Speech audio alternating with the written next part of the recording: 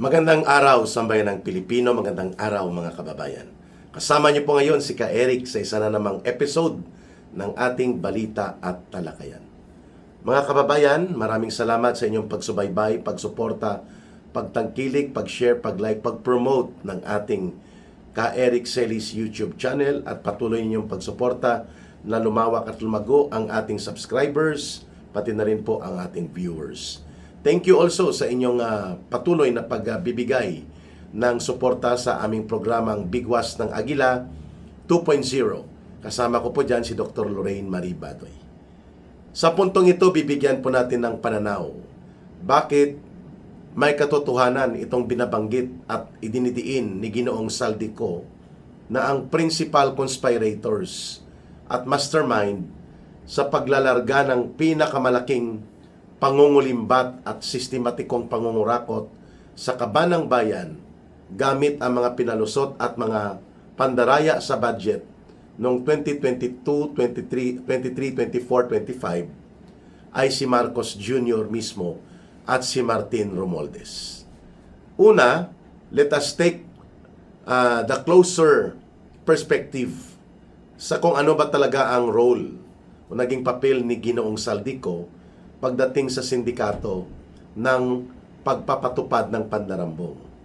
Si Saldico po was personally handpicked by Martin Romualdez and recommended to Marcos nang umupo na po ang administrasyon nila Marcos at Romualdez noong June 2022, June 30. At magbubuo na ng organisasyon ng kanyang gobyerno.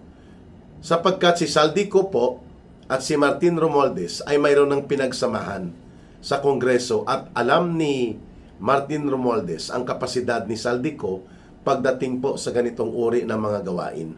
Kung paano magpalusot ng mga pondo, saan kukunin ang pondo, at paano na ang pera ng bayan ay makukulimbat ng hindi kaagad makikita. So Saldico was specifically pinpointed and designated to be the committee chairperson for the Committee on Appropriations sa House of Representatives with the consent and approval of Marcos Jr. Malinaw yon, mga kababayan.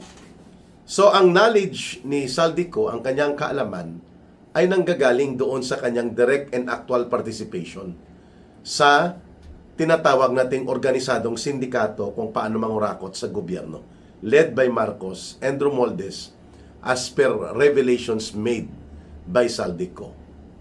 Pangalawa, si Saldico po ay halos mahigit 2 taon na umupo bilang committee chair or chairperson sa Committee on Appropriations. At alam po natin ang Committee on Appropriations, dyan po ginagawa ang kung paano katayin, palusutin at maglagay ng mga insertions at ng mga pandaraya sa budget. Mula doon sa National Expenditures Program, NEP, na nanggagaling sa part nila Marcos, magkakaroon ngayon ng katayan sa House of Representatives para ipasok ang iba't ibang mga kunwari proyekto na tinatawag na insertions, yung iba mga parada. Mga budget ito na itatago sa maraming mga agencies of government na wala at hindi nakatalaga doon sa National Expenditures Program or NEP. At pinakamalaki dyan sa DPWH. Kaya naman po nung busisiin na ang Cabral Files ay hundreds of billions of pesos. Umabot po sa mahigit 1 trillion pesos ang mga cumulative, yung natipon na mga pondo na ipinasok sa DPWH na wala originally sa NEP, National Expenditures Program 2023, 2024, and 2025. Meaning, hindi yan magagawa ni Saldico na siya lang. At hindi rin po yan may papalusot ni Saldico kung hindi po kasabwat ang organisadong operation sa House of Representatives at walang basbas ni Martin Romualdez. At itong ginagawa ni Martin Romualdez, hindi rin po yan mangyayari kung hindi po yan consulted kay Marcos Jr. Sapagkat babalik yan kay Marcos Jr. ang anumang produkto ng budget cycle na ito sa House of Representatives at sa Senado, babalik yan kay Marcos Jr. Siya ang magpipirma ng tinatawag na General Appropriations Act. Mula sa National Budget Bill, magiging National Appropriations Act or General Appropriations Act. So makikita at malalaman ni Marcos kung may mga nawala o isiningit, sapagkat hindi naman po 10 piso ang mga isinisingit dyan, hundreds of billions of pesos.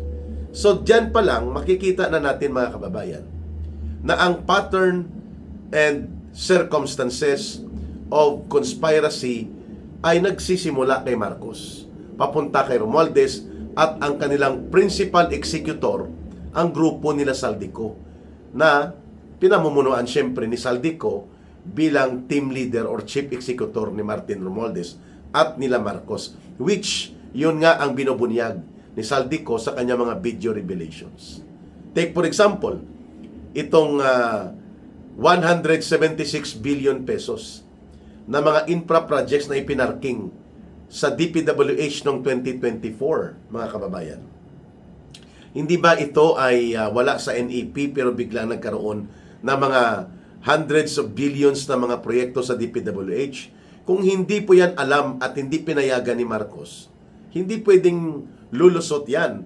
Kasi sinasabi ni Manny Bunuan, itong kulukoy na naging DPWH na tirador din pala ni Marcos, at ngayon ay medyo sinasampa-sampahan daw ng kaso, pero nagpapakulong-kulong yata sa ospital, either Camp Crame or hindi ko alam kung anong government hospital. Wala na tayong update dito kay dating DPWH Secretary Manny Bunuan. So ibig sabihin, kung pumapalag si Bunuan, talagang magre-report yan kay Marcos Jr. Sir, may 176 billion dito sa grupo nila Martin Romualdez na ipinasok sa DPWH. O wala yun sa National Expenditures Program. At ang magpapatupad doon sila Romualdez. Siyempre, mayroon din sila Marcos doon. At yan ay automatic 25% kay Marcos din, mga kababayan. 1/4, yan ang sabi ni Saldico. 25% kay Marcos yan. So kung 176 billion ang pinasok nila Martin Romualdez, for example, sa isang item or sa ilang items na itinago nila at ipinarada sa DPWH, magkano ang 1/4 po niyan, mga kababayan? So, i-divide mo yan, kulang-kulang po yan sa mga 40 billion din or sumahigit 40 billion din ang kay Marcos dyan. At alam na ni Martin Romualdez at nila Saldico paano yan ipartida. So kung may 40 or 45 billion dyan na para yan kay Marcos Jr., ang mag-implement niyan DPWH, automatic po ang cash advance niyan kay Marcos is 10.5 or 11 billion. Yan ang computation ni Ginong Saldico. Bahala na kayo dyan sa iba, basta out of the 176 billion na isiningit at in-insert, ang 11 billion or more or less 11 billion, cash advance yan para kay Marcos Jr. Kaya nakakalusot ang insertions kasi kung totoo na hindi alam ni Marcos Jr. at hindi kasabwat ang kanyang mga tauhan at ang kanyang mga inilagay sa DPWH at hindi papayagan ni Marcos, papalagyan ang DPWH, papalag din ang Department of Budget and Management. Sasabihan nila si Marcos, Sir, Mr. President, hindi po natin yan na programa ang 176 billion. Pero hindi, tumahimik sila. And I'm talking about only yung naibulgar lang ni Saldico na example na 176 billion 2024 budget yata ito or 2023 budget. Kay Martin Romualdez lamang yan. And we're talking not only of the flood control, mga kababayan. Marami pa silang itinago doon sa unprogrammed appropriations na yan ngayon po ang binubuksan sa oral argument sa Supreme Court. Bakit hindi ilalagay sa itemized portion ng mga budget na malinaw item A at ano ang specifications nito? Bakit itinago lump sum? Umaabot po sa mga 400, almost 500 billion pesos sa unprogrammed appropriations, walang specification saan ginamit. Pero inamin na yan ni Marcos na dyan kinukuha ang mga sinasabi niyang flood control projects dahil hindi daw niya alam na yan ay pinagnanakawan. Oh, come on. Pinirmahan niya eh. kayon mag-aacting-actingan siya na napalusutan lang siya. Yan pong narrative nila, napalusutan siya. Eh kung napalusutan ka pala, bakit mo ginawa ito ng paulit-ulit? Nang mula 2023, 2024, 2025 budget. At saka pa gumalaw si Marcos para kunwari i-isolate niya ang sarili niya at nagkukunwari siyang mag-iimbestiga siya nang pumutok ang maraming mga pagbabaha na bumiktima ng libo-libong mga kababayan natin at napatunayan na yung sinasabi nilang 5,000 plus flood control projects ay wala talaga palang mga proyekto. Kung mayroon man ay substandard at karamihan ghost. Paulit-ulit na pinupunduhan pero walang proyekto, hindi natatapos. At saan yun kinukuha? Ay ibinulgar po yan sa House of Representatives mismo na doon yun hinuhugot sa unprogrammed appropriations. And let us not forget na ang unprogrammed appropriations, mga kababayan, ang nagpaparelease po niyan with approval of finality ay Presidente. And on the list of the unprogrammed appropriations, more than 4,000 flood control projects na unprogrammed naka-charge from 2023, 2024, 2025, pinarelease ni Marcos ng pundo. Ngayon sasabihin niya na hindi niya alam kung paano nangyari ang ganitong uri ng dambuhalang iskandalo ng sistematikong pangungulimbat at pangungurakot. Marcos Jr. and Martin Romualdez are the principal conspirators and they are also the mastermind. Saldico is the chief executor during that time. Ang role niya, magbuo ng mga team like sila Dong Gonzales yan, sina Garjola, sila Momo, sina Kimbo, at mga kasabwat nung tinatawag na small committee. Na bahagi po dito sa binuo ni Martin Romualdez. Pero hindi rin po ito lahat mapapalusot nila Saldico kung pagdating sa bicameral committee conference, walang sindikato na nagaganap. Kaya may pananagutan din po dyan si Chis Escudero at sila Mig Subiri. Kasi during their time, na ilulusot po pati sina Sani Angara na nakaupo at bumubuo ng bicameral. Yung Senate and House, pati si Grace po, na ipapalusot nila ito lahat kasi hindi lang po ito House of Representatives. Pero ang gumagawa ng katayan, House of Representatives, ang mga senador pumapasok lang at nagbibigay ng kanilang sariling mga insertions. Kaya nga itinuro ni Katonyeng at ni Jerry Baha na si Ontiveros, may mga insertions din na umaabot ng halos 3 billion pesos. At may mga allegedly, may mga flood control projects siya na hindi may pakita saan ito. So, it's not just Saldico, kundi si Chis Escudero at sila Mig Subiri ay pumayag din po nakatayin ang budget na ito. Sabi nga ni Senator Amy Marcos at nila Senator Bato de la Rosa, nang makita na nila ang final version ng General Budget Bill na ipapadala kay Marcos, nagugulat sila bakit wala ito at hindi namin nakita ito sa bicameral. Ibig sabihin po, pagkatapos ng bicameral conference, yung technical working group doon na isinisingit. At pinapayagan ni Martin Romualdez at nila Escudero at Subiri na i-transmit na yun kay Marcos. Doon na po ang final transmittal.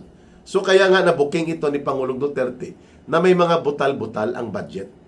Dahil nakita niya na ang technical working group siguro ang nag-fill in nito na mga items na ito. Kaya ilang beses nila ginawa yan. Nasa bicameral, may hilutan doon, papasok ang insertions ng mga senador, pero ang technical working group, yung ibang itinago na kinatay nila na mga insertions at mga parada na budget, boom! Sa technical working group, after the BICAM, napirmahan na yan ni Martin Romualdez at ni kung sinong nakaupo na Senate President, i-transmit kay Marcos Jr. Doon na po. At kung totoo ang sinasabi ni Marcos, na hindi niya alam ito, ay bakit pumipirma siya? Kung tutuusin, pwede naman niyang ito ay i-veto o ipabalik sa Kongreso. Hindi ko yan budget. Kasi dumaan yan sa National Budget Committee. At ang National Budget Committee ang bumubuo ng National Expenditures Program na nanggagaling po sa budget ng Presidente. at ng buong gobyerno. Nakikita niya yan pagbalik doon. At mayroon siyang mga financial, economic, and technical support consultants and team na nagre-review niyan bago niya pirmahan. Hindi naman po yan, unless sinasabi niya, dali niyo na dito, okay na yan. Itinawag na ni Martin Romualdez sa akin yan. So, mga kababayan, dapat lang po na maulit at mabalikan ang ganitong proseso sapagkat maraming grupo ang nagkukunwari na parang lahat ay nangungurakot. Kung nangungurakot ang lahat, hanapin natin sino ang pinakamalala na may pananagutan at doon tayo magsimula ng ating pananagutang paniningil and then isunod natin ang pananagutan ng iba pang mga nasasangkot. Subalit, hanggang ngayon po si Martin Romualdez hindi ginagalaw ni Marcos at ni Boying Rimulya sapagkat pwedeng isiwalat ni Martin Romualdez ang lahat ng mga binabanggit ni Saldico can be corroborated by Martin Romualdez.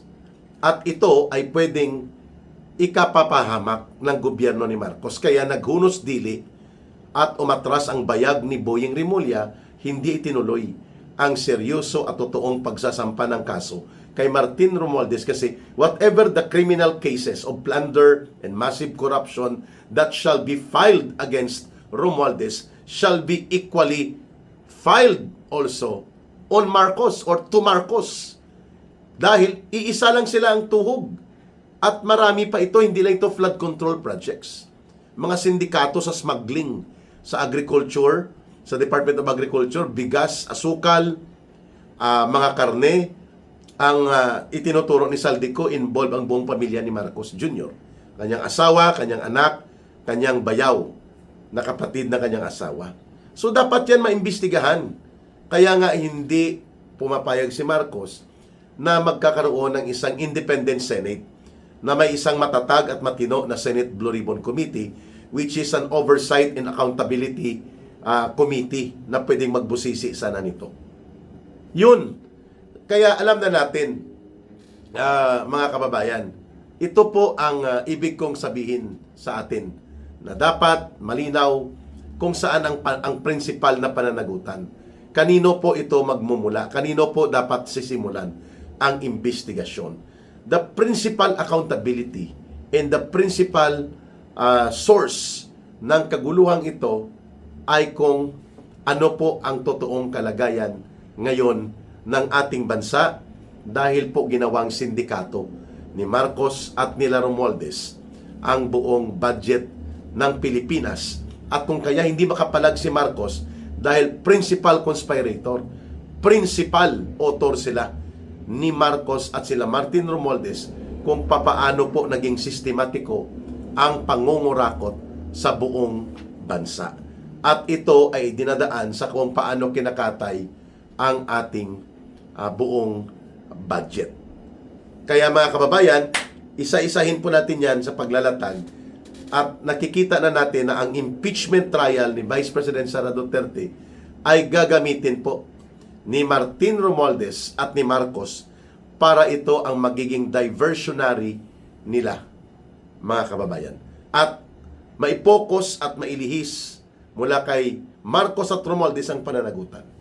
Okay? So mga kababayan, sana po ay nakita natin ang tamang pagtingin na kung bakit ganito ang kaguluhan sa Senado na ginawa ni Marcos at ganito din po ang kanyang pagpupumilit na gamitin si Boying Rimulya at iba pang ahensya at institusyon ng gobyerno sapagkat ginawang full criminal syndicate of plunder and corruption ni Marcos Jr. at ni Martin Romualdez ang buong gobyerno. And they're trying to do damage control by shifting the focus of the narrative laban dito kay Sara Duterte sa impeachment trial. Hindi tayo dapat mawawala. Hindi dapat tayo mapanghinaan ng loob. Mga kababayan, maraming salamat sa pakikinig at panonood. Ituloy-tuloy ko po itong diskusyon na ito. Mabuhay po kayo at maraming salamat sa pagtitiwala at pagmamahal ninyo sa ating advocacy.